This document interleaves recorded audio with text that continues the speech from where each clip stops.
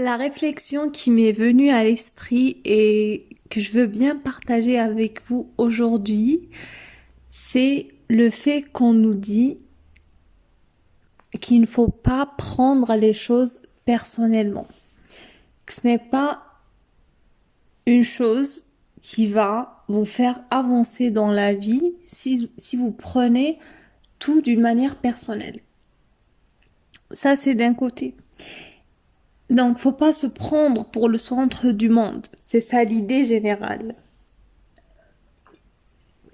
Et puis, de l'autre côté, on nous dit de se concentrer sur nous et sur sa propre personne. Et j'étais en train de réfléchir et du coup, je me suis dit que c'est un peu... Il y a une certaine dualité entre les deux cas et qu'il faudrait bien expliquer ça. Et je vous donne donc mon humble avis sur ça. On va commencer par le fait de se prendre pour le centre du monde et de croire que tout le monde tourne autour de toi et autour de soi, donc du coup, et de se dire que tout le monde fait ce qu'il fait par rapport à moi pour m'impressionner, pour me juger. Je prends tout personnellement. Tu m'as dit ça, tu m'as fait ce geste-là, tu m'as fait comme ça. Ok. Donc, ce genre de comportement n'est pas sain. C'est pas une personne mature émotionnellement qui fera ce genre de truc. Donc, on est bien d'accord que on va tous dire qu'il ne faut pas prendre les choses personnellement. Mais de l'autre côté, je dirais que il faut se prendre aussi pour le centre de son monde. C'est vrai que je ne suis pas le centre du monde entier, mais je suis le centre de mon monde à moi-même. Je m'explique. C'est-à-dire, dans ma vie quotidienne, I am the main character, okay? I am the main character of my life. Je suis le centre de mon monde, je suis le personnage principal, je suis l'actrice de ma vie. Et je suis la créatrice aussi de ma vie, comme tu es le créateur ou la créatrice de la tienne. Donc, on veut bien s'entendre pour dire que on est le centre de notre monde et de notre vie et on doit tout prendre à notre personne, c'est-à-dire je m'explique une autre fois.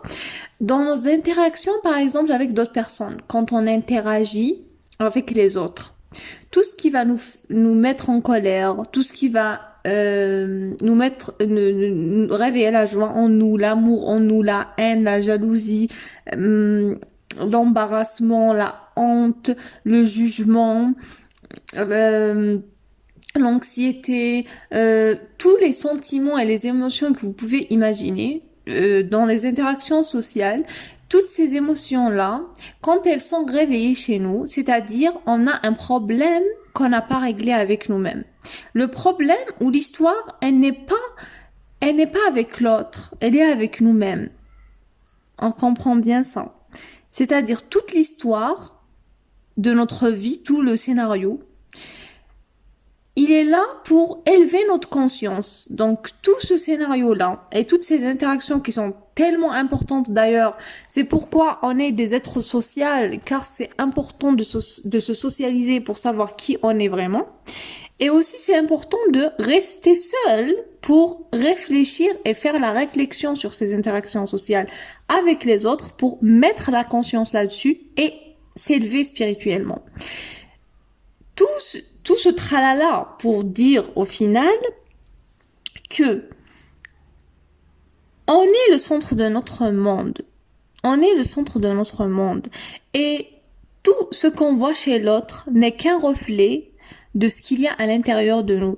C'est comme la citation qui dit, d'Oscar Wilde, je pense, qui dit que la beauté est dans les yeux de celui qui regarde. Et même la colère est dans l'être qui s'est mis en colère et toutes les émotions et tous les états d'âme, que vous pouvez expérimenter ne sont qu'à l'intérieur de vous.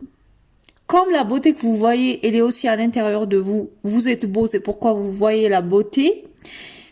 Eh ben, toutes les autres émotions, qu'elles soient positives ou négatives, ne sont que le reflet de vous-même.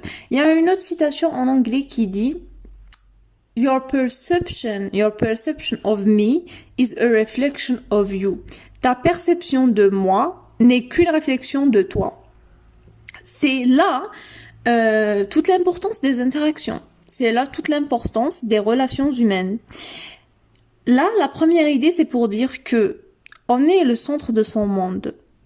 Et on doit faire vraiment attention, je vais dire, pour être conscient que tout ce qui se passe, tout ce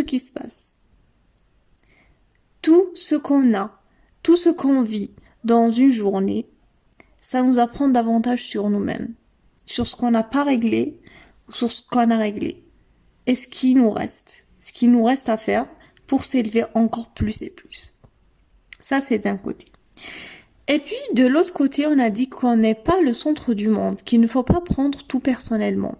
Bien évidemment, cette idée joint la première, du fait que, quand je dis de ne pas prendre mais les réactions des autres personnellement, tout simplement parce que déjà tu n'es pas le centre de leur monde à eux, mais automatiquement, puisque tu es le centre de ton monde, eux aussi, ce sont le centre de leur monde à eux. Je vous donne l'exemple.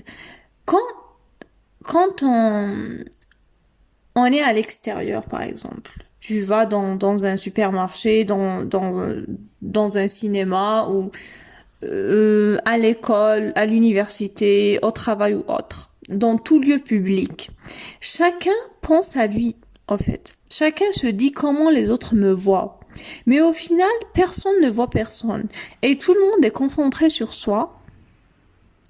Et il est submergé par les jugements que les autres peuvent ou bien pourraient apporter à son égard, or que chacun pense de la même manière. Au final, personne ne pense à personne. C'est là le dilemme de la vie. Personne ne pense à personne et tout le monde pense qu'à soi. On est dans cette vie car on a un ego. Et la mort de l'ego, c'est la mort en soi. C'est la mort du corps, la mort de cette identité que l'ego s'est faite. Donc, qui dit mort de l'ego, c'est notre mort. Nous sommes des êtres égoïstes par essence. Et on est constitué par cet ego. Et pour aller au-delà de cet ego, il faut penser que, au final, on n'est pas si important que ça, aux yeux des autres. Et j'ai eu cette réflexion et je me dis, mais c'est ouf comme on a peur du regard des autres. Et on se dit qu'ils vont nous juger et tout, mais personne ne pense à toi, au final. Tu n'es le problème de personne car tout le monde est comme toi. Tout le monde ne pense qu'à soi. Comme tu le fais toi, à cet instant-là.